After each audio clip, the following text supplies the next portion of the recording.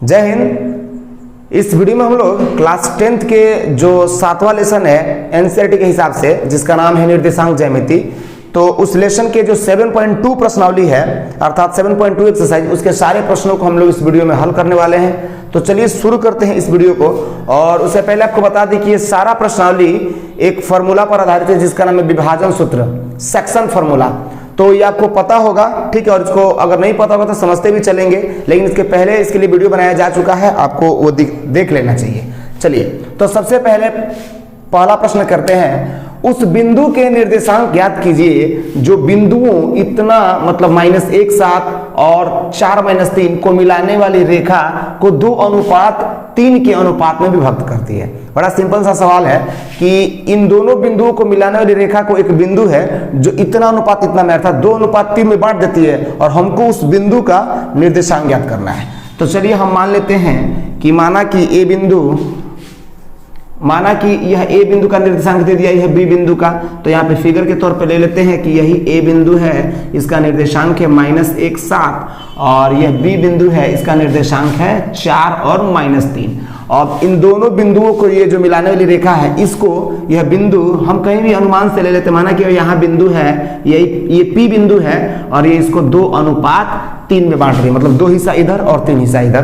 तो हमें इस पी बिंदु का निर्देशांक ज्ञात करना है। तो आपको समझ में आ गया होगा। सेक्शन फॉर्मूला तो यही बताता है भाई कि अगर 2 बिंदु मालूम हो, उन दोनों बिंदुओं का निर्देशांक मालूम हो, और उन दोनों बिंदुओं को मिलाने वाली रेखा पर अगर कोई बिंदु आकर उस रेखा को किसी भी अनुपात में बांट रहा हो और वो अनुपात हमें मालूम हो, तो उस बिंदु का जो बांट रहा है हम निर्देशांक ज्ञात कर सकते हैं by the help of section formula. ये जानते हैं, तो बिल्कुल एकदम उसी पर क्वेश्चन है, आइए बनाया जाए।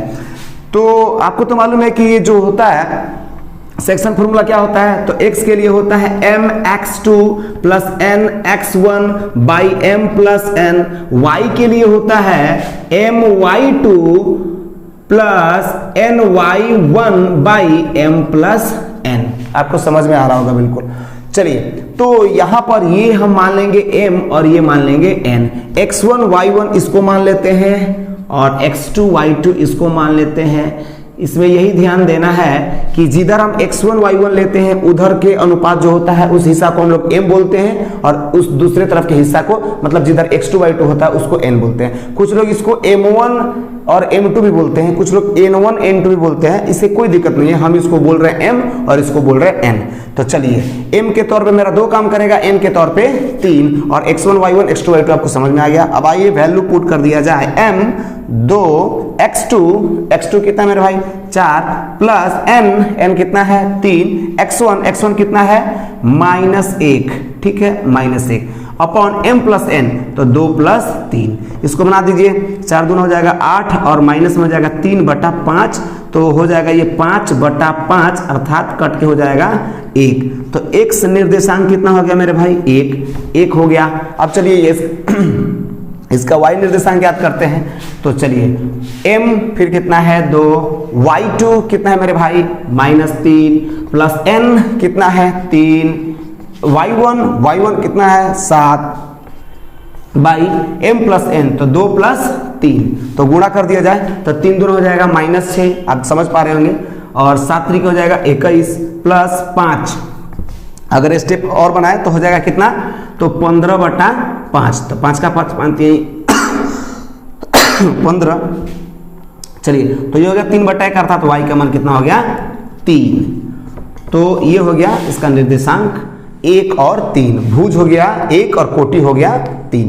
तो समझ में आपको आ गया होगा, ठीक है। अब बढ़ते हैं अगले प्रश्न की ओर। चलिए, अब दूसरे प्रश्न को देख लेते हैं। बिंदु 4 - 1 और -2 - 3 को जोड़ने वाली रेखाखंड को समत्रिभाजित करने वाले बिंदुओं के निर्देशांक ज्ञात कीजिए। हमें क्या ज्ञात करना है, इन दोनों बिंदुओं को मिलाने वाली एक रेखा होगी, उसको समत्रिभाजित करने वाले जो बिंदु होंगे उसके निर्देशांक ज्ञात करना है। तो आइए मान लेते हैं यह a बिंदु है और यह b बिंदु है। तो यहाँ पे हम ले लेते हैं एक a बिंदु और यहाँ पे हम ले लेते हैं एक b बिंदु, ठीक है। और a का निर्देशांक हम लिख लेते हैं 4 - 1, और यह b बिंदु है, इसका निर्देशांक लिख लेते हैं हम -2 और -3, ठीक है। और यही हो गया इन दोनों बिंदुओं को मिलाने वाली रेखाखंड। अब इन दोनों बिंदुओं को मिलाने वाली रेखाखंड को समत्रिभाजित करने वाले बिंदु, समान 3 भागों में बांटने वाले बिंदु। जरा देखिए, हम इसको समान 3 भागों में बांट रहे हैं। अगर ये तीनों हिस्सा समान है तो कितने बिंदु की जरूरत पड़ी हमें? 2। इसका मतलब किसी रेखा को समान 3 जगह बांटने के लिए मात्र 2 बिंदु की जरूरत होती है, अर्थात समत्रिभाजित करने के लिए 2 बिंदु चाहिए। 4 बराबर भागों में बांटने के लिए 3 बिंदु चाहिए। 5 बराबर भागों में बांटने के लिए 4 बिंदु चाहिए। ठीक है, ये बिल्कुल आप प्रैक्टिकली समझ रहे होंगे। इसका मतलब इन्हीं दोनों बिंदुओं का हमें क्या ज्ञात करना है? निर्देशांक ज्ञात करना है। तो मान लेते हैं कि यह P बिंदु है और यह Q बिंदु है, और इन्हीं P और Q का निर्देशांक हम ज्ञात करेंगे। ठीक है, क्योंकि कह रहा है कि समत्रिभाजित करने वाले बिंदुओं के निर्देशांक।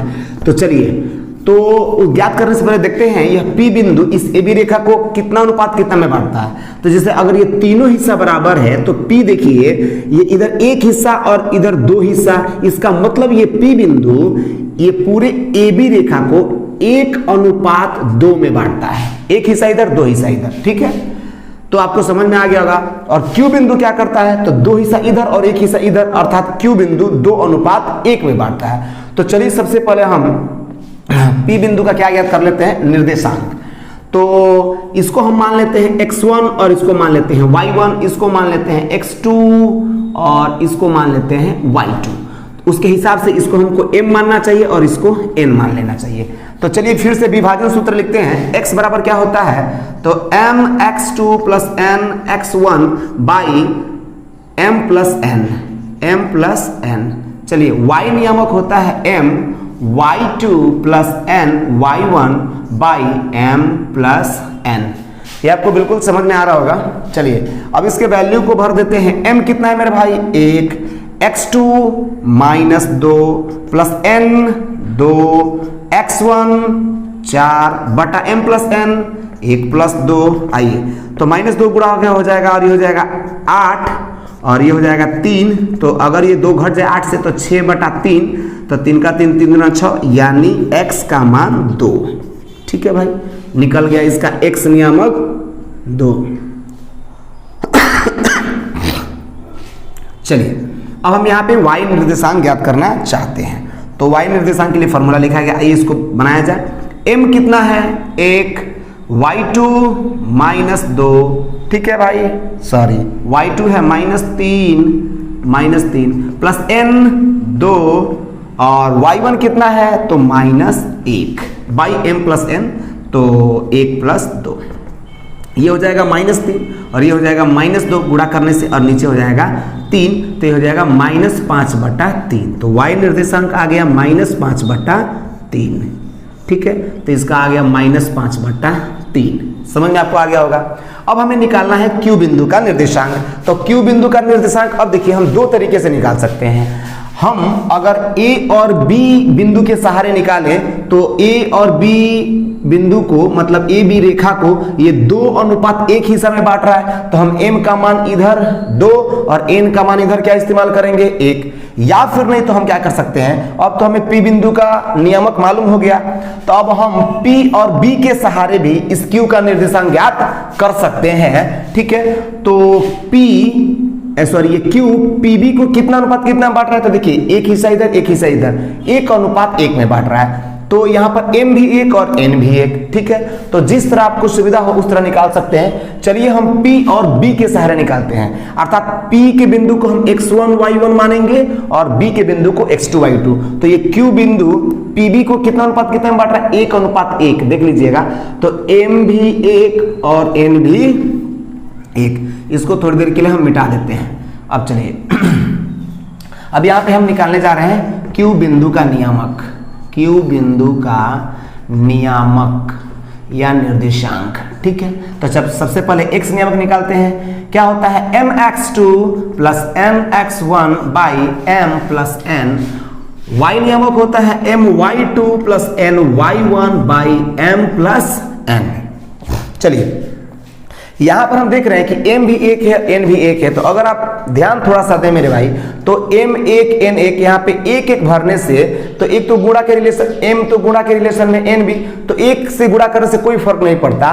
तो mn को 9 भी लिखे तो भी चलेगा। तो mn को यहाँ से अगर हटा दे, क्योंकि mn का मान 1 1 भरेंगे, गुणा करने से कोई फर्क नहीं पड़ेगा, ठीक है। और यहाँ पे 1 1 जोड़े के कितने लेकर आ सकते हैं, चाहे कितना आता है 2। उसी प्रकार यहाँ से भी अगर हटा दें तो ठीक है, तो यहाँ पर लिख सकते हैं 2। तो देख लीजिए, अगर कोई बिंदु किसी मतलब रेखा को 1:1 में बांट रहा हो, तो हम ये मतलब सूत्र का सहारा लेकर निकाल सकते हैं। आपको तो समझ में आ रहा होगा, वही सूत्र है, केवल mn को इसलिए हटाया गया है क्योंकि 1 से गुणा करने से कोई फर्क नहीं पड़ता है, ठीक है। तो अब चलिए x2 + x1/2, तो x2 + x1 यानी -2 + 2/2, देखते रहिएगा। तो ये तो हो जाएगा 0/2, यानी x का मान 0। अंश और हर में अगर अंश 0 तो उस भिन्न का मान हो जाता है 0, ये आपको पता होगा। अब आइए y निर्देशांक याद करते हैं, y2 + y1/2, y2 कितना है मेरे भाई, -3 प्लस y1 देख लीजिए कितना है, -5/3, यहाँ पे माइनस था, -5/3, तो -5/3, ये देखिए प्लस माइनस मिलके क्या बन जाएगा मेरे भाई, -2। अब देख लीजिए, इसके कुछ नीचे नहीं है तो क्या है मेरे भाई, 1 है। तो अगर ऊपर हम लोग एलसीएम लें तो क्या बन जाएगा, देखते रहिएगा बिल्कुल। तो 1 3 का एलसीएम 3 हो जाएगा, और -9 -5, और इसके नीचे 2 है। एक स्टेप और आगे बढ़ते हैं, तो इसमें से घट के -14/3, और यहीं पे 2 आ जाएगा। आप समझ में आ रहा होगा, बटा के बटा में अगर है तो इसके साथ आ जाएगा ये, ठीक है। तो 2 का 2 2 7 14 7 हो जाएगा, तो ये y का निर्देशांक हो जाएगा -7/3। समझ में आपको आ रहा होगा। तो इसका x निर्देशांक हमने निकाला कितना मेरे भाई, 0, और y निर्देशांक आ गया -7/3। तो समझ में आ गया। इस प्रकार क्या ज्ञात कर सकते हैं, किसी बिंदु मतलब किसी रेखा को समत्रिभाजित करने वाले बिंदु के निर्देशांक। अब बढ़ते हैं अगले प्रश्न की ओर। चलिए अब हम लोग देख लेते हैं क्वेश्चन नंबर 3 को। आपके विद्यालय में खेल कूद क्रियाकलाप आयोजित करने के लिए एक आयताकार मैदान ABCD में चूने से परस्पर 1 मीटर की दूरी पर पंक्तियां बनाई गई है, ठीक है। और आगे हम पढ़ेंगे तो यहाँ पे फिगर दिखाया गया है। तो सबसे पहले हम मान लेते हैं कि यह जो है ABCD, यही है हमारा आयताकार खेल का मैदान, ठीक है। इसी में दौड़ की जो प्रतियोगिता होनी है, इसी में कराई जानी है, खेल कूद वाला प्रतियोगिता, ठीक है। और ये देख लीजिए, जो AD है, AD के अनुदिश 1 1 मीटर पर, ये 1 2 3 4 5 6 7, ये प्रत्येक 1 1 मीटर को शो कर रहा है। 1 1 मीटर की दूरी पर ये सब चूना गिराया गया है, ठीक है। 1 1 मीटर की दूरी पर ये परस्पर लाइन 1 1 मीटर की दूरी पर है, ठीक है, चूने गिराया गया है। अब आइए AD के अनुदिश परस्पर 1 मीटर की दूरी पर 100 गमले रखे गए हैं। AD के अनुदिश, AD की दिशा में क्या किया गया है, 1 1 मीटर की दूरी पर 100 गमला रखा गया है। अर्थात कहने का अर्थ कि A और D जो है वो 100 मीटर है, ठीक है। 1 1 मीटर पर अगर 100 गमला रखेंगे तो कितनी दूरी चाहिए, 100 मीटर दूरी चाहिए। तो ये 100 मीटर है, याद रहे, अर्थात प्रत्येक 1 1 मीटर को दर्शा रहा है, और ये भी 1 1 मीटर पर इधर चूने गिराए गए हैं। समझ में आ गया। ये है आपका खेल का मैदान, इसी में मतलब खेल कूद वाला जो क्रियाकलाप है किया जाना है। आगे बढ़ते हैं, लिखा कि जैसे कि आकृति में दर्शाया गया है, ये तो आप समझ गए। अब लिख रहा है यहां से, निहारिका दूसरी पंक्ति में AD के 1/4 भाग के बराबर दूरी दौड़ती है। एक निहारिका नाम की एक लड़की है, वो क्या करती है, AD के अनुदिश, देखते रहिएगा थोड़ा सा, है ना। पहले तो दूसरी पंक्ति में दौड़ती है, दूसरी पंक्ति में दौड़ती है, और कितना दौड़ती है, तो AD के 1/4 भाग। तो AD कितना है मेरे भाई, तो AD तो है 100। अभी मैंने बताया 100 गमले लाइन से रखे गए हैं 1 1 मीटर की दूरी पर, तो 100 मीटर है। तो AD का 1/4, इसका मतलब 100 का 1/4, तो 100 का 1/4 कितना होता है, तो 25 होता है। अर्थात AB के 1/4 भाग के बराबर दूरी दौड़ती है, इसका मतलब 25 मीटर वो दूरी दौड़ती है, ठीक है। समझ में आ गया होगा। निहारिका नाम की लड़की जो है दूसरे मतलब दूसरा जिसमें चुना गिरा है, दूसरे पंक्ति में दौड़ती है और 25 मीटर दूरी दौड़ती है। और लिखा है कि और वहां एक हरा झंडा गाड़ देती है, हरा झंडा, ठीक है, ग्रीन कलर का एक झंडा गाड़ देती है, ठीक है। तो मान के चलिए ये दूसरी पंक्ति में दौड़ रही है और 25 मीटर दौड़ के वहां पे झंडा गाड़ देगी, तो अगर हम इसको कार्तीय तल जैसा इस्तेमाल करें तो उस झंडे का, हर झंडे का निर्देशांक क्या हो जाएगा, तो दूसरी पहले तो लिखते हैं x निर्देशांक और उसके बाद y निर्देशांक। तो इधर कितना है 2 मीटर, ठीक है, और इधर कितना है मेरे भाई 25 मीटर, क्योंकि AD का 1/4 भी आपके सामने मैंने निकाल के दिखाया। तो मान के चलिए यहां झंडा गाड़ दिए यहां, ठीक है, तो यह इसका निर्देशांक कितना हो जाएगा, तो ये हो जाएगा 2,25। हरे झंडे का निर्देशांक हो जाएगा 2,25। ठीक है, आगे बढ़ते हैं। अब लिखा है प्रीत, प्रीत नाम की एक लड़की है प्रीत, 8वीं पंक्ति में AD के 1/5 भाग के बराबर दौड़ती है। 8वीं पंक्ति में वो दौड़ती है, यहाँ पे फिगर भी आप देख रहे हैं, 8वीं पंक्ति में दौड़ रही है और कितना दौड़ती है, AD का 1/5। तो AD तो 100 है मेरे भाई, 100 का 1/5 तो ये हो जाएगा 20, अर्थात मात्र 20 मीटर दौड़ती है। तो ठीक है, तो और देखिए दौड़ के क्या करती है, और वहां लाल झंडा क्या कर देती है, गाड़ देती है। ठीक है, तो इसको कार्तीय तल के अनुसार अगर देखा जाए तो 8वीं पंक्ति में दौड़ के 8वीं पंक्ति में दौड़ी और 20 मीटर दौड़ी, तो इधर से 8 और इधर 20, इसका मतलब जहां झंडा गाड़ेगी लाल रंग का उसका नियामक हो जाएगा 8, 20। पहले x निर्देशांक और फिर y निर्देशांक। माना कि अगर यहां झंडा गाड़ती है तो इसका निर्देशांक होगा 8,20। ये आपको समझ में आ गया होगा। अब आगे बढ़ते हैं।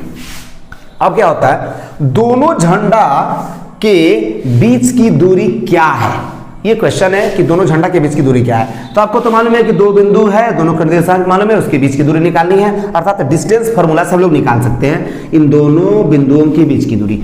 आइए निकालते हैं हरे झंडे और लाल झंडे के बीच की दूरी। ठीक है, चलिए हरे झंडे तथा लाल झंडे के बीच की दूरी। तो दूरी निकालने के लिए दूरी सूत्र का हम लोग प्रयोग करेंगे। दूरी सूत्र क्या होता है, तो डायरेक्ट लिखते हैं x नियामक के अंतर का वर्ग जोड़ y नियामक के अंतर का वर्ग, यानी x2 माइनस x1 का स्क्वायर जोड़ y2 माइनस y1 का स्क्वायर। चलिए भाई, तो x1 y1 x2 y2 किसी को भी माना जा सकता है, तो हम थोड़ी देर के लिए इसको मानते हैं मेरे भाई x1 y1 और इसको x2 और इसको y2। चलिए x2 माइनस x1 यानी 8 माइनस 2 का स्क्वायर जोड़ y2 माइनस y1, तो 20 माइनस 25, तो 20 माइनस 25 का स्क्वायर। देखते रहिएगा ये क्या हो जाएगा, तो हो जाएगा 8 में से हो जाएगा तो 6 और 6 का स्क्वायर तो ये हो जाएगा 36 और 20 में से 25 जाएगा तो -5 और -5 का स्क्वायर तो 25। ठीक है, सॉरी -5 का स्क्वायर तो जी 25। अब इन दोनों को जोड़ दिया जाए तो √61 समझ में आपको आ गया। अर्थात हरे झंडे और लाल झंडे के बीच की दूरी कितना हो गया, -√61। आपको समझ में आ गया होगा। तो अब आगे बढ़ते हैं, क्वेश्चन चूंकि खत्म नहीं हुआ है, ये थोड़ा सा लॉन्ग क्वेश्चन है। अब यदि रश्मि को, अब एक रश्मि नाम की लड़की है, रश्मि को एक नीला झंडा इन दोनों झंडों को मिलाने वाले रेखा खंड पर ठीक आधी दूरी अर्थात बीच में गाड़ना हो। रश्मि को बोला गया कि तुम ये नीला रंग का झंडा लो और इन दोनों, देखते रहिएगा, इन दोनों झंडों को मिलाने वाली रेखा, यही है इन दोनों झंडों को मिलाने वाली रेखा, इसके बीच में एकदम गाड़ना है किसको, रश्मि को। तो क्वेश्चन यही है कि तो उसे अपना झंडा कहां गाड़ना चाहिए, मतलब वो किस पंक्ति में दौड़ेगी और कितना दौड़ेगी, मतलब x नियामक क्या और y नियामक क्या, ताकि एकदम दोनों बिंदुओं को मिलाने वाली रेखा के बिल्कुल बीच में झंडा गाड़ सके। इसके लिए वो किस पंक्ति में दौड़ेगी और कितना दौड़ेगी यही बताना है। अर्थात कहां झंडा गाड़ेगी पूछ रहा है, का मतलब नियामक ही तो पूछ रहा है, तो नियामक ही तो x नियामक है कितना, किस चूने वाले लाइन पर दौड़ेगी, और y नियामक है कितना दौड़ेगी। अर्थात मुझे वो झंडे का जो नीला गाड़ेगी रश्मि उसका निर्देशांक ज्ञात करना है। तो हमें मालूम नहीं है कहां गाड़ेगी, लेकिन इतना तो मालूम हो गया कि एकदम बीच में जब गाड़ेगी तो वो झंडा उन दोनों को, मतलब उस रेखा को 1:1 में बांटेगा। कोई भी मध्य बिंदु किसी भी रेखा को 1:1 में बांटता है। तो अभी हम फिलहाल मालूम नहीं कि किस लाइन में दौड़ेगी, ये निकालेंगे तो मालूम हो जाएगा। तो हम मानते हैं कि m भी मेरा कितना है 1 और n भी कितना है 1, क्योंकि बीच में गाड़ना है तो मतलब विभाजित करने वाला अनुपात मालूम है, तो हम उस बिंदु का निर्देशांक ज्ञात कर सकते हैं, ये हम जानते हैं। चलिए, तो अब नीले झंडे का हम लोग निर्देशांक निकाल रहे हैं, जो रश्मि नाम की जो लड़की है वो गाड़ने वाली है। ठीक है, तो अब आगे बढ़ जाते हैं, इसको हम मिटा देते हैं चूंकि जगह नहीं है। आइए अब हम निकाल देते हैं नीले झंडे का निर्देशांक। ध्यान देते रहिएगा। तो एक्स निर्देशांक निकालते हैं तो सेक्शन फॉर्मूला से निकाल लेंगे। ठीक है, आप समझ पा रहे होंगे x1 y1 x2 y2 और m भी 1 n भी है क्योंकि बीच में गाड़ रही है। चलिए तो पहले फॉर्मूला लिखते हैं। अभी हम लिखे थे कि अगर 1:1 में बांटता हो तो क्या होता है डायरेक्टली, तो x2 + x1/2 और y होता है y2 + y1/2।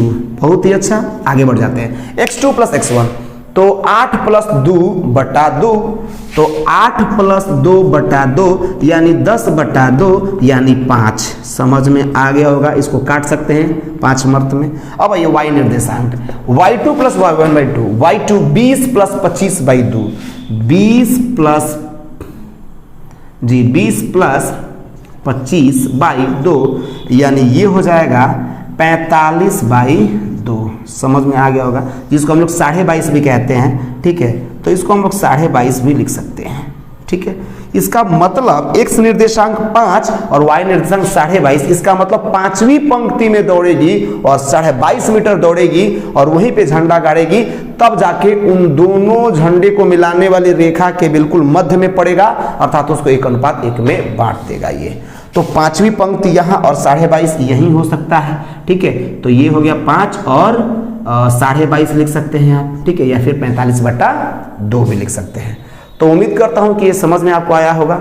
ठीक है, अब बढ़ जाते हैं अगले प्रश्न की ओर। चलिए अगला प्रश्न है, बिंदुओं -3, 10 और 6, -8 को जोड़ने वाले रेखाखंड को बिंदु -1, 6 किस अनुपात में विभाजित करता है। इसका मतलब जो बिंदु उसको विभाजित करता है उसका निर्देशांक दे दिया है और हमसे पूछा है कि किस अनुपात में विभाजित करता है। आइए जरा फिगर द्वारा समझे। मान लेते हैं ये एक ए बिंदु है और ये बी बिंदु है, तो इसको हम लोग ऐसे ले सकते हैं। यहाँ पे हम ले लेते हैं, माना कि यह ए बिंदु है, इसका निर्देशांक है -3 और 10, और ये बी बिंदु है, इसका निर्देशांक है 6 और -8। तो देख लीजिए, बिंदु ये और इतना को जोड़ने वाली रेखाखंड ये हो गई ए बी रेखाखंड को बिंदु -1, 6 किस अनुपात में बांटेगा। मान लीजिए इसके कहीं भी हम मान लेते हैं कि बिंदु है P और इसका नियामक है -1 और 6, ये किस अनुपात में इसको बांट रहा होगा ये हमें बताना है, जबकि इसका निर्देशांक दे रखा है।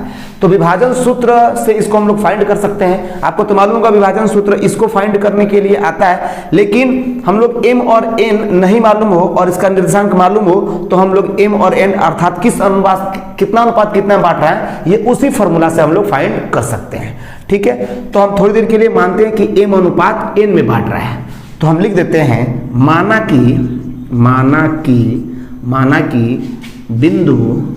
कि बिंदु -1, 6 रेखाखंड को m अनुपात n में बांटता है। अब आइए तो हम उसका निर्देशांक निकालने जा रहे हैं। तो हम जानबूझ के इसका निर्देशांक निकालेंगे, जो फॉर्मूला होता है वही लगाएंगे और देखिएगा कैसे आ जाएगा। एक ही लेकर चलेंगे तो आ जाएगा। ठीक है, हम जानबूझ के इसका x निर्देशांक निकालेंगे जबकि हमको मालूम है फॉर्मूला क्या होता है। तो mx2 + mx1/m + n। तो ये तो x जो होता है ये तो हमें मालूम है इस बार, तो यहाँ पे हम लोग भर देंगे -1। देखते रहिएगा m कितना है तो नहीं मालूम है, m रहने देते हैं। x2 कितना है मेरे भाई, तो देख लीजिएगा x2 ये x1 y1 x2 y2, तो x2 तो 6 है, प्लस n कितना है तो नहीं मालूम है, n रहने दो। ठीक है, ये कितना है x1, तो x1 कितना है तो -3/m + n नहीं मालूम है, तो m + n। अब इसको अगर इधर भेजे तो -1 से गुणा हो जाएगा, तो क्या हो जाएगा, तो -m - n हो जाएगा, इधर गुणा होके, और इधर क्या हो जाएगा 6m - 3n। देखिए तो m एक जाति खानदान का है अर्थात सजातियां हैं, तो हम लोग क्या करेंगे इसको इधर भेज लेंगे, ये मतलब एक साथ कर लेंगे। तो इसको इधर भेज देते हैं, तो 6m - m ये हो जाएगा, सॉरी गलती हो चुका है, इसको इधर भेज देते हैं, इसको इधर, तो 3n को इधर भेजेंगे माइनस में, तो 3n प्लस में, और इधर एक -n वैसे ही है, 6m इधर ही रखते हैं और -m को उधर भेज देते हैं, तो ये हो जाएगा +m। ठीक है, तो 3n में से एगो n निकल जाएगा तो 2n, और इधर 6m में से एक m जुट जाएगा तो 7m। अब अनुपात अगर n को इधर भेज दे 7 को इधर, तो देखते रहिए 2 वैसे ही बचा लिए, n को उधर भेजना है भाई, 7 को इधर भेज दिए तो 7 यहाँ आ जाएगा और m यही है और n यहाँ आ गया, तो m अनुपात n हो गया 2 अनुपात 7। देख पा रहे होंगे आप, m अनुपात n यह लिखा है m अनुपात n, तो ये किसके तुल्य है, तो बिल्कुल 2 अनुपात 7, अर्थात यह 2 है और यह 7 है। तो समझ में आपको आ गया, ठीक है। हम लोग डायरेक्ट ये भी लेकर चलते इसका y कोऑर्डिनेट तो भी आ जाता सेम, ठीक है। तो आपको समझ में आपको आ गया कि क्या यहाँ पे दिया था, 2 बिंदु दिया था, उसके निर्देशांक दिया था और उन दोनों बिंदुओं को मिलाने वाली रेखा को एक बिंदु का निर्देशांक दे दिया था जो उसको किसी न किसी अनुपात में बांट रहा था, तो हमने उसका निर्देशांक हमने उसका क्या निकाल दिया, मतलब अनुपात निकाल दिया कि कितना अनुपात कितना में बांट रहा था। इसी प्रकार अगर आगे भी क्वेश्चन है तो आप बना सकते हैं। अब आगे बढ़ते हैं अगले प्रश्न की ओर। चलिए अब हम लोग देख लेते हैं क्वेश्चन नंबर 5।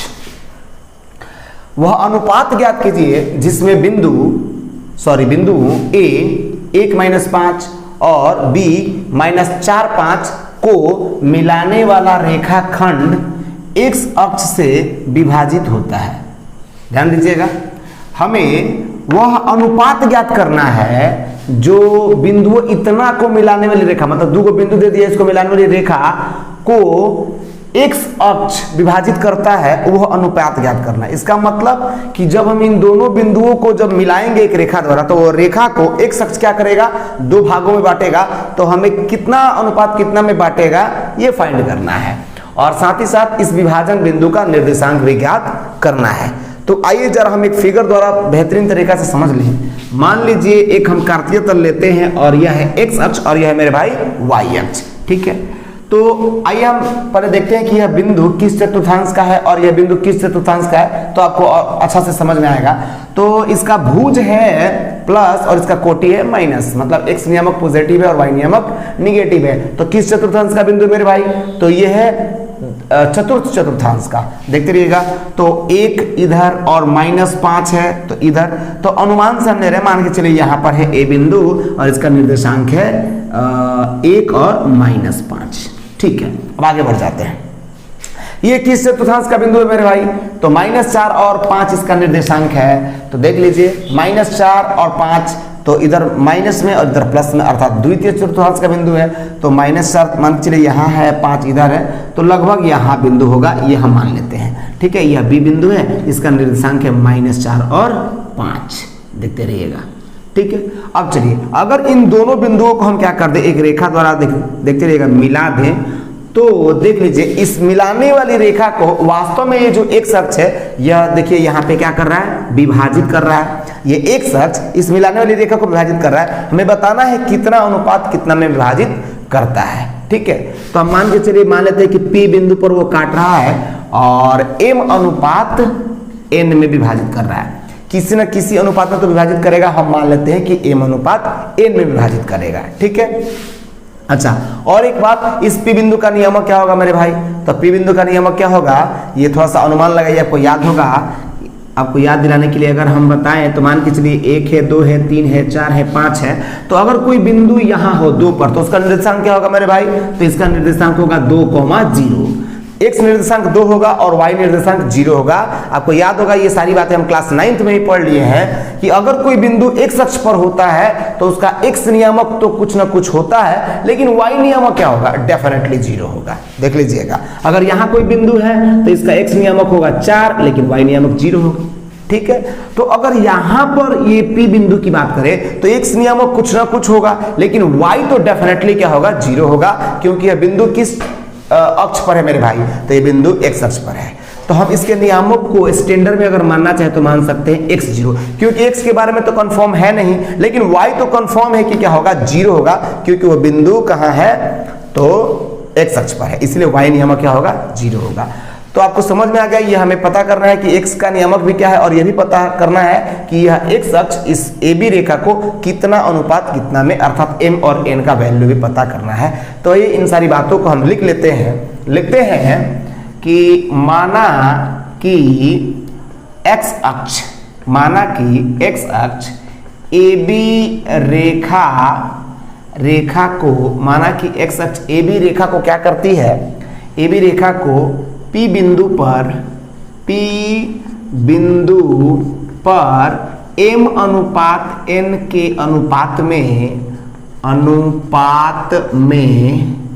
बांटती है। समझ में आ गया होगा, ये सब हम आपको समझा चुके हैं, m अनुपात n में बांट रही है। तथा पुनः माना कि, या फिर हम लिख सकते हैं माना कि P बिंदु का निर्देशांक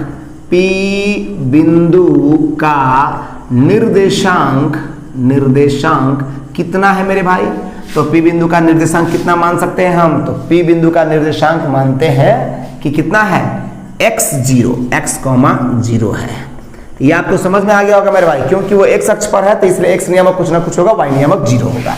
ठीक है, अब चलिए अब हम निकालते हैं P बिंदु का y नियामक, क्योंकि P बिंदु का y नियामक ही लेकर चलेंगे, इसलिए क्योंकि y नियामक कंफर्म हमको मालूम है 0 है, तो हम निकालने जा रहे हैं यहाँ पर P बिंदु का, देखते रहिएगा आप, P बिंदु का y निर्देशांक या फिर y नियामक। चलिए, तो y नियामक क्या होता है, तो my2 plus ny1 by m plus n, देखते रहिएगा। तो इसको हम लोग मान लेते हैं x1 y1, इसको x2 y2। तो आइए, ये है x1 y1 और ये है मेरे भाई x2 और y2। चलिए, तो m कितना है, तो सबसे पहले तो y यहाँ पे, y तो हमको मालूम है तो इसको 0 भर देंगे, इसीलिए तो हम y कोऑर्डिनेट लेकर चल रहे हैं मेरे भाई। m कितना है, तो m तो नहीं मालूम है, तो m y2 मेरे भाई है -5, देखते रहिएगा -5 प्लस n हमें नहीं मालूम है, n y1 कितना है 5 बाई m प्लस n, तो m प्लस n। अब आइए, अगर m प्लस n को हम लोग इधर भेज दें मेरे भाई, तो ये तो 0 है, तो 0 से गुणा होकर ये खत्म हो जाएगा, नहीं रहेगा, तो इधर 0 ही बचेगा। तो इधर क्या हो जाएगा, -5m और ये हो जाएगा +5n।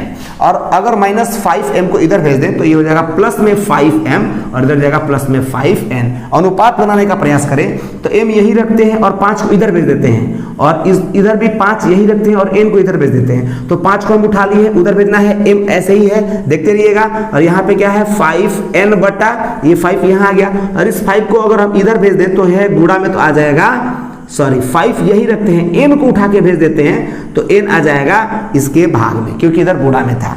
तो अब ये देख लीजिए, ये कट के 1:1 हो जाएगा, अर्थात m अनुपात 1 बराबर 1:1 आया। इसका मतलब यह m भी 1 है और n भी 1 है। इसका अर्थ होता है कि मेरे भाई यह क्या करता है, 1:1 में बांट देता है। कौन, एक सच इस AB रेखा को। अब साथ में एक और क्वेश्चन था कि इसका नियामक निकालना है, तो y नियामक तो हमको मालूम है, x नियामक निकाल दिया जाए। तो अब अनुपात मालूम हो गया, तो अब हम x नियामक क्या कर सकते हैं, निकाल सकते हैं। तो अब हम लिखते हैं P बिंदु का x निर्देशांक, P बिंदु का x निर्देशांक ये ज्ञात करने वाले हैं, निर्देशांक। चलिए, तो x निर्देशांक क्या होता है, तो m, अब देखिए 1:1 में बांट रहा है, तो 1:1 में बांटता है तो क्या सूत्र होने लगता है, तो x2 प्लस x1 बाई 2। आपको मालूम है वो सेम सूत्र है। mn हम इसलिए नहीं लिखते हैं क्योंकि mn 1 होता है और 1 से गुणा करने से कोई फर्क नहीं पड़ते हैं। तो चलिए x2 प्लस x1, तो x2 देखते रहिए, x2 1 और x1 -4, तो x2 कितना है 1 प्लस x1 -4 बटा 2। तो अगर हम इसको बनाएं तो क्या हो जाएगा मेरे भाई, यहां पर एक स्टेप बना देते हैं, तो माइनस देखते रहिएगा, माइनस में 4 और प्लस में 1, तो माइनस में 3/2। ठीक है, तो माइनस में 3/2। इसका मतलब इसका x निर्देशांक हो गया कितना, माइनस में 3/2 और y निर्देशांक 0 है। तो हमने दोनों बात बता दिया, कितना अनुपात कितना में बांटता है, 1:1 में, और इस P बिंदु का निर्देशांक क्या है, तो -3/2 और y निर्देशांक है 0। तो समझ में आ गया होगा। चलिए अब हम लोग क्वेश्चन नंबर 6 देख लेते हैं। यदि बिंदु 1 2 4 y x 6 और 3 5 इसी क्रम में लेने पर, मेरे भाई जिस क्रम में ये दिया है अगर हम उसी क्रम में इसको लें तो एक समांतर चतुर्भुज के शीर्ष है, तो ये समांतर चतुर्भुज के शीर्ष हो तो x और y के मान ज्ञात करें। मतलब जो 4 नियामक दिए गए हैं 4 बिंदुओं के, अगर कह रहा है कि इसी क्रम में लें और ये समांतर चतुर्भुज के शीर्ष हो तो हमें क्या ज्ञात करना है, x और y का मान। यहां पर देख लीजिए x है और y है, ठीक है, दो कोऑर्डिनेट तो फाइनली दिया है और दो, एक में x छोड़ दिया है, एक में y, तो हमें यही x और y फाइंड करना है। कब? जब ये समांतर चतुर्भुज को मतलब समांतर चतुर्भुज के शीर्ष हो तो चलिए इसको हम लोग फिगर द्वारा समझ लेते हैं। मान लेते हैं कि यह एक समांतर चतुर्भुज है, ठीक है। ये समांतर चतुर्भुज के बारे में हम लोग पिछले क्लास 9 में पढ़ चुके हैं। इसका नाम हम ले लेते हैं ABCD और इसी क्रम में हम यहाँ पे ले लेते हैं इसके नियामक। माना कि A का नियामक है 1 2, B का है वो उसका नियामक है कितना मेरे भाई 4 और Y, C का नियामक है कितना x और 6, देखते रहिएगा, और D का नियामक हम मान लेते हैं 3 और 5, ठीक है। हमें क्या ज्ञात करना है? x और y का मान। चलिए हम क्या कर लेते हैं, इन दोनों विकर्णों को खींच लेते हैं। आपको मालूम होगा ये विकर्ण है, इस विकर्ण का नाम है AC और इस विकर्ण का नाम है मेरे भाई BD, और ये दोनों विकर्ण माना कि एक दूसरे को कहां काटते हैं? P पर काटते हैं।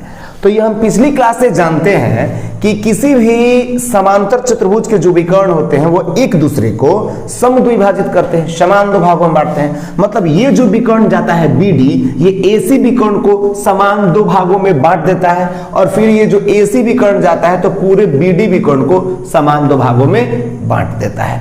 ये हम पीछे से मतलब पिछले क्लास में पढ़ चुके हैं, ठीक है। अर्थात ये P BD को भी 1:1 में बांट रहा है और AC को भी 1:1 में बांट रहा है। तो हम क्या करेंगे, x और y का वैल्यू पता करने के लिए इस P बिंदु का हम निर्देशांक ज्ञात करेंगे। तो P बिंदु का निर्देशांक ज्ञात करेंगे तो हमें x और y का वैल्यू फाइंड हो जाएगा। आप देखिएगा कैसे। तो लेकिन P बिंदु का निर्देशांक तो हम इन दोनों बिंदुओं के सहारे भी ज्ञात कर सकते हैं, अर्थात A और C के सहारे, और फिर B और D के सहारे भी ज्ञात कर सकते हैं, क्योंकि इन दोनों के नियामक दिए हैं और ये 1:1 में बांट रहा है और इस रेखा पर है। तो इन दोनों बिंदुओं के सहारे, A और C के सहारे भी और B और D के सहारे भी, दोनों बिंदुओं के सहारे हम क्या ज्ञात कर सकते हैं? इस P बिंदु का निर्देशांक, ठीक है। तो एक ही बिंदु का अगर हम निर्देशांक निकालते हैं तो क्या होगा, जैसे इसके चलते x निर्देशांक निकालेंगे, इसके चलते x निर्देशांक निकालेंगे, तो एक ही बिंदु का x निर्देशांक दो को थोड़ी होगा, एक ही होगा। तो उन दोनों को हम बराबर लेकर चलेंगे तो फिर x का मान आ जाएगा। आइए देखते हैं कैसे। तो सबसे पहले हम निकालते हैं P बिंदु का निर्देशांक A और C से, A और C को लेकर, ठीक है। चलिए तो हम लिखते हैं यहाँ पर A तथा C, देखते रहिएगा, A तथा C से इन्हीं दोनों का इस्तेमाल करते हैं P बिंदु का निर्देशांक, P बिंदु का निर्देशांक, ठीक है। चलिए तो सबसे पहले हम x निर्देशांक निकालते हैं, ठीक है, और फिर y निर्देशांक। तो x निर्देशांक होता है कितना? तो मेरे भाई यह P बिंदु इसको 1:1 में बांट रहा है, अर्थात m भी 1 है और n भी कितना है? 1 है। तो आप समझ पा रहे होंगे, 1:1 में बांटता है तो क्या फॉर्मूला होता है? सेक्शन फॉर्मूला क्या होता है? तो केवल x2 + x1/2 और y होता है y2 + y1/2, ठीक है। चलिए x2 + x1, तो x1 y1 x2 y2 किसी को भी माना जा सकता है। आइए हम इसको मान लेते हैं x1, इसको मान लेते हैं y1, इसको मान लेते हैं x2 और इसको मान लेते हैं y2। तो x1 + x2/2, तो 1 + x/2, तो 1 + x/2, x नियमक हो गया, ठीक है। आगे इसको सिंप्लीफाई नहीं किया जा सकता, इसको ऐसे ही रखते हैं, ठीक है। x कोऑर्डिनेट है ये, देखते रहिएगा। अब हम इसका y कोऑर्डिनेट निकालते हैं तो क्या हो जाएगा? y coordinate y2 + y1, y2 + y1, तो y2 है 6 और y1 है 2, यानी 6 + 2/2 यानी 8/2, यानी y का मान कितना हो जाएगा? 4। देख रहे हैं आप, ये कट जाएगा 4 मार्क में, ठीक है। तो x का y का मान हो गया 4। तो हमने तो क्या किया, P बिंदु का नियामक इन दोनों बिंदुओं के सहारे निकाल दिया, A और C के सहारे। अब निकालते हैं उस P बिंदु का ही नियामक B और D के सहारे। तो अब हम लिखेंगे यहां पर B तथा D से P बिंदु का नियामक, P बिंदु का निर्देशांक चाहे नियामक एक ही बात है। चलिए तो सबसे पहले फिर x निर्देशांक लिखते हैं और फिर y निर्देशांक यहां लिखते हैं। तो फिर यह भी 1:1 में ही बांट रहा है मेरे भाई, 1:1 में ही बांट रहा है। तो इसका मतलब फिर x नियामक क्या होगा? तो केवल x2 + x1/2 और y होगा y2 + y1/2। तो चलिए x2 प्लस x1, और फिर इन दोनों के सहारे निकाल रहे हैं तो इसको हम x1 y1 और इसको x2 और y2 मान सकते हैं। देखते रहिएगा। तो x1 प्लस x2 चाहे x2 प्लस x1, तो 4 प्लस 3 बटा 2, 4 प्लस 3 बटा 2 यानी 7 बटा 2, तो हो गया x का नियामक 7 बटा 2। चलिए देखते रहिएगा। अब इसको क्या कर लेते हैं, इसके मान को भर लेते हैं y2 प्लस y1। y2 कितना है, y2 है y और y1 कितना है 5, तो y2 प्लस y1 यानी y प्लस 5, y प्लस 5 बटा 2। ठीक है, तो अब ये हो गया y नियामक। आप देख रहे हैं एक बार x नियामक y नियामक BD के सहारे और एक बार x नियामक और y नियामक A और C बिंदु के सहारे।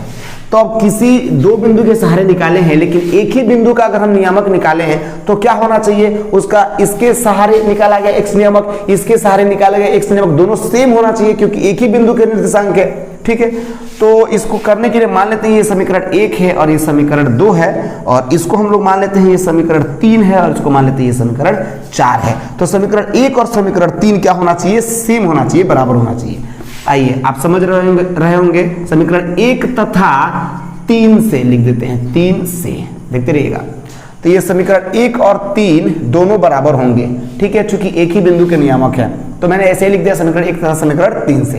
तो ये है 1 प्लस एक्स बाई 2, देखते रहिएगा 1 plus x by 2 equal to, ये किसके बराबर हो जाएगा 7 बटा 2, चूंकि दोनों एक ही बिंदु के नियामक है। अब हम क्या कर रहे हैं, इस 2 को इधर भेज देते हैं, तो 1 प्लस एक्स ये हो जाएगा 7 बटा 2 और ये 2 यहाँ चला जाएगा तो 2 2 कट जाएगा, यानी 1 प्लस एक्स इक्वल टू हो जाएगा 7, एक उधर भेज देंगे तो एक्स बराबर हो जाएगा 7 माइनस 1, यानी एक्स का मान कितना हो जाएगा मेरे भाई 6।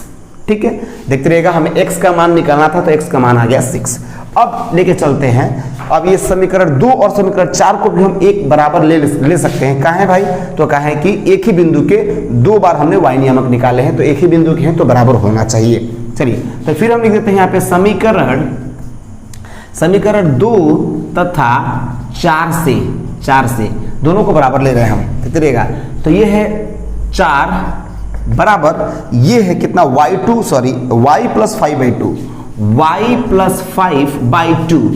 तो इसको अगर सिंप्लीफाई किया जाए, इधर भेज दीजिए, तो 4 दूना कितना हो जाएगा 8 इक्वल टू y प्लस 5।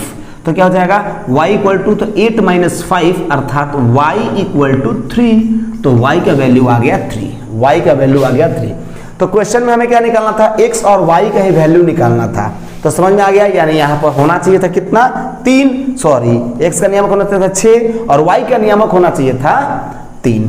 तब इसी क्रम में यह किसी समांतर चतुर्भुज के शीर्ष हो सकते हैं। तो उम्मीद करता हूं कि आपको समझ में आ गया होगा। अब बढ़ते हैं अगले प्रश्न की ओर। चलिए अब हम लोग देख लेते हैं अगले क्वेश्चन को, क्वेश्चन नंबर 7।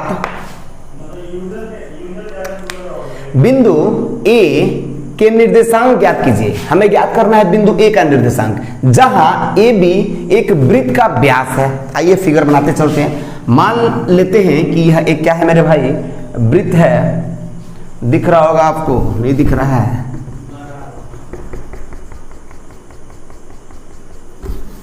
मान लेते हैं कि यह एक वृत्त है। दिख रहा है भाई आपको, चलिए ठीक है। मान लेते हैं कि यह एक वृत्त है और यह उसका केंद्र है। ठीक है, तो AB लिख रहा है कि AB एक वृत्त का व्यास है, तो हम ऐसे ले लेते हैं, मान के चलिए यही AB है और यह इस वृत्त का क्या है मेरे भाई व्यास है। देखते रहिएगा, यह AB है और यह वृत्त का व्यास है। ठीक है, व्यास किसे कहते हैं, तो किसी वृत्त में जो केंद्र से होकर जाता है ना, वही है व्यास, या फिर किसी वृत्त की सबसे बड़ी जो जीवा होती है वो वही होती है व्यास। ठीक है, अब देखिए A का कोऑर्डिनेट हमें ज्ञात करना है। यहाँ पे पहले ही बोल दिया A का निर्देशांक ज्ञात कीजिए। अब आइए, जिसका केंद्र 2 माइनस 3, यानी केंद्र का नियामक दे दिया, माना कि केंद्र O है तो इसका निर्देशांक दे दिया 2, -3। ठीक है, तथा B का निर्देशांक 1, 4 है। B का निर्देशांक कितना है मेरे भाई 1 और 4 है। तो समझ में आपको आ गया होगा कि AB क्या है, किसी वृत्त का व्यास है और उसका केंद्र का नियामक दिया है। ठीक है, और उसका एक B सिरा का नियामक दिया है और हमें A सिरा का नियामक ज्ञात करना है। तो आइए ज्ञात किया जाए। तो ये जो O बिंदु है, अर्थात जो व्यास का जो केंद्र है, मतलब व्यास चाहे व्यास का जो मिड पॉइंट बोलेंगे, क्योंकि तो बीच में होता है, तो इसको 1:1 में बांटता है। ठीक है, क्योंकि बिल्कुल मध्य में होता है, तो इसका मतलब M1 और N भी कितना मेरे भाई 1।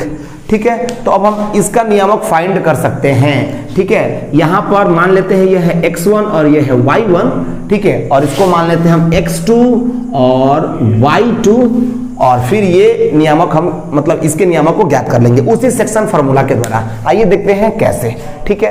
तो हम वही सेक्शन फार्मूला लगाते हैं कि इसके नियामक को ज्ञात करने के लिए, लेकिन ये पता है तो वहां पे भर देंगे तो फिर इसके नियामक हमें ज्ञात हो जाएंगे।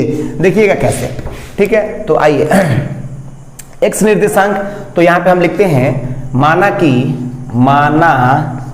कि O वृत्त का केंद्र है, O वृत्त का केंद्र है, हमने उसको O मान लिया है, O वृत्त का केंद्र है। तो अब जानबूझ के हम O बिंदु का ही नियामक निकालेंगे, मुझे मालूम है कि वो पता है, ठीक है, लेकिन फिर भी निकालेंगे तभी तो x1 का मान आएगा। तो अब लिखेंगे O बिंदु का निर्देशांक, O बिंदु का निर्देशांक, ठीक है। तो पहले x निर्देशांक लिखते हैं, फिर y निर्देशांक। x निर्देशांक क्या होता है, तो 1:1 में बांटता है, तो क्या होता है मेरे भाई, तो x2 + x1/2, और y निर्देशांक होता है y2 + y1/2। चलिए तो x2 + x1, तो x2 + x1, x2 कितना है 1, x1 कितना है तो x1, तो उससे भी पहले x का मान यहाँ पे हम क्या भर दें, तो ये तो हमें मालूम है 2, तो यहाँ पे हम भर सकते हैं। हमें O बिंदु का निर्देशांक ज्ञात करने जा रहा है, हमको मालूम है x निर्देशांक 2 है, तो यहाँ पे 2 भर देंगे, और y निर्देशांक यहाँ पे क्या भर देंगे -3। चलिए सबसे पहले ये बना लेते हैं, x2 कितना है मेरे भाई 1, x1 तो x1 ही है /2। अगर यहां से हम बनाए तो 2 को इधर भेज देंगे तो 2 दूना कितना हो जाएगा 4, 1 + x1, तो 1 इधर जाएगा तो 4 में से 1 घट जाएगा, तो ये हो जाएगा x1, तो 4 में से 1 गया तो 3, यानी x1 का मान कितना हो जाएगा मेरे भाई 3, यहाँ पे 3 होना चाहिए था। अब आइए y का निर्देशांक निकालते हैं, जबकि हमको मालूम है तो -3 भर देंगे। y2 कितना है मेरे भाई, तो 4, प्लस y1 कितना है मेरे भाई, तो y1 ही है, y1/2। इसको इधर भेज देंगे तो ये हो जाएगा -3 में 2 से गुणा हो जाएगा, और ये इधर 4 + y1, तो -6 हो जाएगा, और 4 + y1 को इधरे बचा ले और 4 को इधर भेज देते हैं, तो 4 है प्लस में, तो आ जाएगा किस में मेरे भाई माइनस में, तो -6 -4, तो -6 कितना हो जाएगा -10, यानी y1 का मान आ गया -10। समझ में आ गया होगा, यानी यहां होना चाहिए था -10। तो इस प्रकार हम क्या ज्ञात कर लिए, A शीर्ष का निर्देशांक। समझ में आपको आ गया होगा। चलिए अब बढ़ जाते हैं अगले प्रश्न की ओर। चलिए अब हम देख लेते हैं प्रश्न नंबर 8, ठीक है। लिखा है कि यदि A और B क्रमशः -2 और 2 - 4 है, मतलब A का निर्देशांक है 2 - 2 और B का निर्देशांक कितना मेरे भाई 2 और -4 हो, तो बिंदु P के निर्देशांक ज्ञात कीजिए। मतलब कि अगर A का निर्देशांक इतना है, B का निर्देशांक इतना है, तो P का निर्देशांक ज्ञात कीजिए, ताकि AP = 3/7 of AB, AP = 3/7 of AB, मतलब AP AB का 3/7 हो, तब हमें P बिंदु का निर्देशांक ज्ञात करना है, और P रेखाखंड AB पर स्थित हो। मतलब कि आइए इसको फिगर से समझ लेते हैं कि A मान के चलिए यहां पर एक बिंदु है, इसका निर्देशांक हम मान लेते हैं कितना मेरे भाई -2 और -2। यहाँ पे B मेरे भाई एक बिंदु है, उसका निर्देशांक कितना है 2 और -4, ठीक है। अब क्या करते हैं, ये हो गया उन दोनों बिंदुओं को मिलाने वाली रेखा, इन दोनों बिंदुओं के मिलाने वाली रेखा पर एक बिंदु P है, और वो P इस प्रकार है कि AP बराबर, ये जो AP बनेगा ये AP है कितना, तो 3/7 ऑफ AB। AP कितना है मेरे भाई, AP किताब दिया है एक रिलेशन कि AP कितना है, तो AP है 3/7 ऑफ AB, 3/7 ऑफ AB। अब आइए हम क्या करते हैं, सबसे पहले हमें पता नहीं है कि AP बिंदु AB रेखा को कितना अनुपात कितना में क्या कर रहा है, बांट रहा है, ठीक है। तो आइए इसको क्या करते हैं, हम लोग ज्ञात करते हैं। तो ये देख लीजिए AP बराबर हो जाएगा, हम लोग 3/7 AB को लिख सकते हैं क्या, AP जोड़ PB, क्या लिख सकते हैं AP जोड़ PB। आप देख पा रहे हैं यहाँ पे, ठीक है। अब चलिए तो AP क्या हो जाएगा, तो अगर 7 इधर भेजते तो 7 से गुणा हो जाएगा, और 3AP + 3PB। आप देख पा रहे होंगे पहले क्या दिया था, AP बराबर दिया था 3/7 ऑफ AB। मैंने क्या किया, AB को क्या ले लिया, AP जोड़ PB। मेरे भाई AB को AP जोड़ PB लिख सकते हैं, दोनों को जोड़ेंगे तो फिर AB आ जाएगा। 7 को इधर भेज दे तो 7AP हो गया, 3AP + 3 पीबी। अब एपी को इधर भेज दिए, एपी एपी एक समूह का है, एक जाति का है, तो 7 एपी और ये इधर आएगा तो माइनस में 3 AP equal to 3 PB.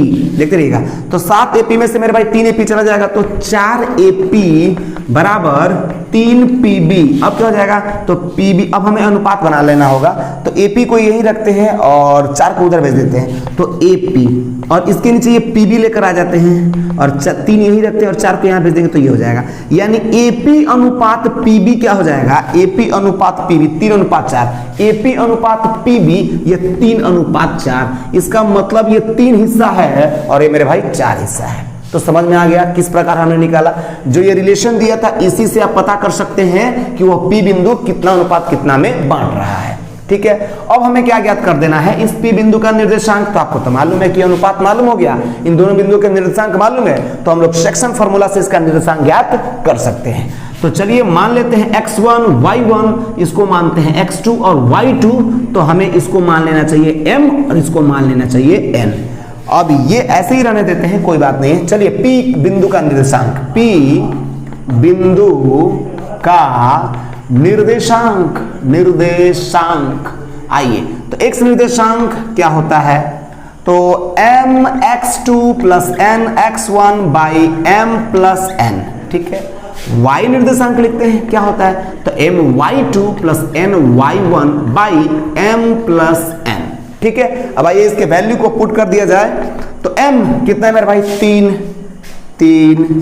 x2 कितना है 2 प्लस n कितना है 4 इंटू x1 है ये, x1 कितना है बाबू, तो -2 by m plus n, 3 plus 4। आइए इसको सॉल्व कर दें हम, तो 3 दूना 6 और प्लस माइनस, तो माइनस होने वाला है, तो 4 दूना हो जाएगा 8 और 4 3 हो जाएगा 7, तो फाइनली 6 में से 8 जाएगा तो क्या हो जाएगा, तो -2/7।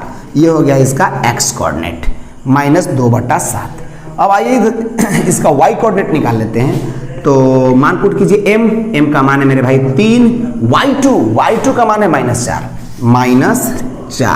प्लस n कितना है मेरे भाई, n 4 है, y1 तो -2 है, -2 देखते रहिएगा, बटा m प्लस n तो 3 प्लस 4, y इक्वल टू 4 3 बार माइनस में 12 हो जाएगा, फिर ये भी माइनस में ही होने वाला है, तो 4 दूना माइनस में 8 बटा 4 3 7। ठीक है भाई, तो माइनस में 12 माइनस में 8 तो हो जाएगा -20/7, तो ये हो गया y का निर्देशांक -20/7 और x का निर्देशांक -2/7। तो यहाँ पे लिख सकते हैं x का निर्देशांक -2/7 और -20/7। यही है उस पे बिंदु का निर्देशांक जो कि AB रेखा को 3:4 में क्या कर रहा है, विभक्त कर रहा है।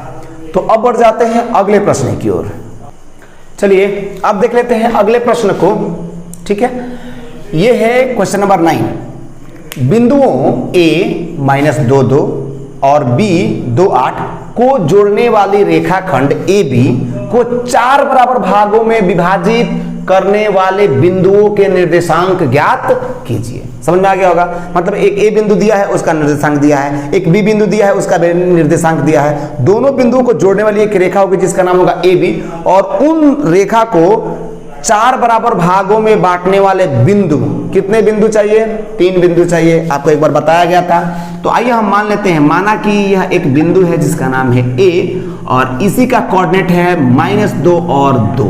ठीक है, एक और यहाँ पे हम बिंदु ले लेते हैं जिसका नाम है B और उसका कोऑर्डिनेट है 2 और 8। ठीक है, तो यही हो गया उन दोनों बिंदुओं को मिलाने वाला रेखाखंड। अब हमें क्या करना है, ऐसे बिंदु यहाँ पे स्थापित करना है जो इसको समान 4 भागों में बांटती हो। तो समान 4 भागों में बांटने के लिए 3 बिंदु चाहिए, आप देख लीजिए, थोड़ा सा देख लीजिए, 1 हिस्सा, 2 हिस्सा, 3 हिस्सा, 4 हिस्सा, कितने बिंदु की जरूरत पड़ी, 1 2 3। किसी भी रेखा को 4 समान भागों में बांटने के लिए 3 बिंदु चाहिए और हमें इन तीनों बिंदु का निर्देशांक ज्ञात करना है। तो मान लेते हैं कि यह है P, यह है Q और यह है R, अर्थात हमें P Q R का निर्देशांक ज्ञात करना है। अब चलिए सबसे पहले P का निर्देशांक ज्ञात कर लेते हैं। तो P का निर्देशांक ज्ञात करने से पहले ये समझिए कि P AB को किस अनुपात किस में बांट रहा है, मतलब कितना अनुपात कितना में।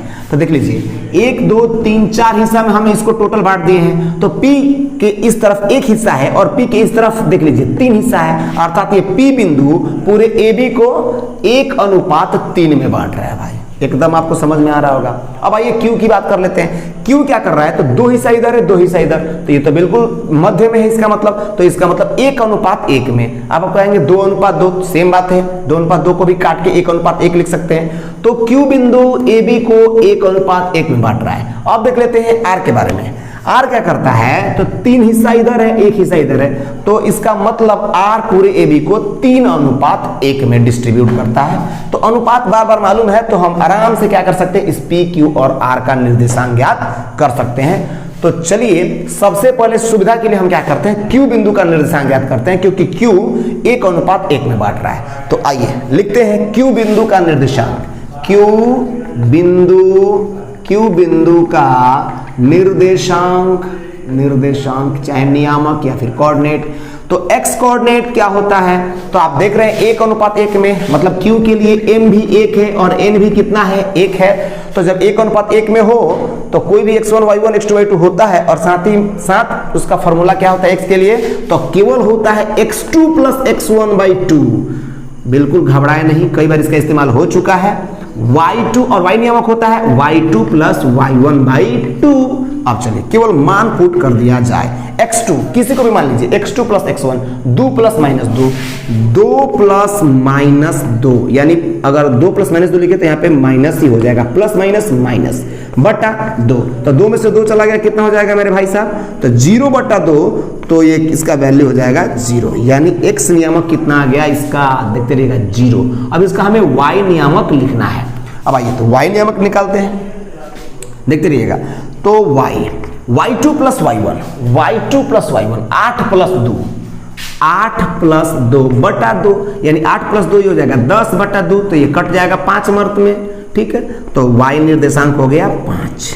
तो Q का x निर्देशांक 0 और y निर्देशांक 5, x निर्देशांक 0 और y निर्देशांक 5। तो अब हो गया Q का निर्देशांक। अब P और R का, तो सबसे पहले P का निकालते हैं। तो अगर P का निर्देशांक निकालने जाए तो 2 हमारे पास उपाय है। हम A और B का सहारा लेकर भी निकाल सकते हैं, और A और Q का सहारा लेकर, क्योंकि Q का तो कोऑर्डिनेट अब हमें पता हो गया। तो ये AQ को क्या कर रहा है, P बिंदु 1:1 में बांट रहा है। देख लीजिए मेरे भाई, यह P बिंदु AQ को खाली देखें, AQ को तो 1:1 में ही बांट रहा है। तो इसका मतलब इस और इस दोनों का कोऑर्डिनेट पता है, तो हम आराम से P का निर्देशांक A और Q के सहारे ज्ञात कर सकते हैं। तो वही करेंगे, वो बड़ा आसान है, आइए देख लिया जाए। तो अब लिखेंगे P बिंदु का निर्देशांक, P बिंदु का निर्देशांक। चलिए भाई, तो अब ये थोड़ा सा मिटा देते हैं, और ये m भी 1 और यहाँ n भी 1, आप समझ पा रहे होंगे। तो फिर 1:1 हो तो क्या होता है, तो x2 + x1/2, और y होता है क्या मेरे भाई, तो y2 + y1/2। आइए तो x2 + x1, तो x2 इसको मानिए 0, x2 + x1 होता है, सॉरी x1, ठीक है। तो x2 + x1, x1 कितना है मेरे भाई, तो -2, तो -2/2, तो ये क्या हो जाएगा, x का वैल्यू -2/2, तो कट के हो जाएगा x का मान -1, ठीक है। तो x का नियामक इसका हो गया, मतलब P का x नियामक -1। अब इसका हमें y नियामक लिखना है, तो y लेकर चलिए, तो क्या हो जाएगा y2 + y1, तो y2 मान लीजिए 5, y1 मान लीजिए 2/2, यानी ये हो जाएगा 7/2, ठीक है, 7/2। तो आइए यहाँ पे लिख देते हैं 7/2। तो P का निर्देशांक भी ज्ञात हो गया 7/2। अब हम ज्ञात कर लेते हैं R का निर्देशांक। तो R का निर्देशांक भी हमारे पास 2 तरीका है, एक A और B का सहारा लेकर, क्योंकि हमें अनुपात तो मालूम है कि 3:1 है, और वो भी, नहीं तो Q और B का भी सहारा लेकर निकाल सकते हैं, क्योंकि Q का भी निर्देशांक मालूम है और B का भी निर्देशांक, और यह 1:1 में बांट रहा है, ये तो दिख ही रहा है, तो इसका भी सहारा लेकर निकाल सकते हैं। तो अब आइए किसी का भी सहारा लेकर आप निकाल सकते हैं।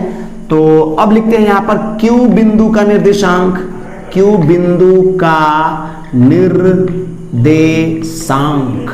चलिए भाई, तो पहले x नियामक लिखते हैं, फिर यह भी 1:1 ही है। अब यहां से हम मिटा के अब यहां लिख देते हैं कि m = 1 है और n = भी 1 ही है, ठीक है। अब आइए तो x2 प्लस x1 बाई 2, ठीक है, और y2 प्लस y1 बाई 2 ये होता है y निर्देशांक, ठीक है। चलिए तो x2, अब x1 y1 x2 y2 मान सकते हैं x2, तो 2 प्लस 0 बटा 2 तो हो जाएगा 2 बटा 2, कट के क्या हो जाएगा 1, तो x का मान कितना हो गया 1। आइए इसका x नियामक निकल गया, r का x नियामक 1। अब हमें निकालना है y नियामक, y लेकर चलिए मेरे भाई, क्या हो जाएगा, तो y2 कितना है मेरे भाई 8 प्लस y1 5 बटा 2, यानी 8 5 13 बटा 2, तो नियामक हो गया r का y नियामक 13 बटा 2। तो समझ में आपको आ गया। इस ए बी रेखा को समान 4 भागों में बांटने वाले 3 बिंदु हम लिए थे, P Q R। P का निर्देशांक -1 और 7 बटा 2, Q का 0 5 और R का 1 और 13 बटा 2। तो समझ में आपको आ गया होगा। अब बढ़ते हैं अगले प्रश्न की ओर। चलिए भाई अब हम लोग देख लेते हैं इस प्रश्नावली का सबसे आखिरी प्रश्न, अर्थात क्वेश्चन नंबर 10। तो यह है एक समचतुर्भुज का क्षेत्रफल ज्ञात कीजिए जिसके शीर्ष इसी क्रम में 3 0 4 5 -1 4 और -2 1 है।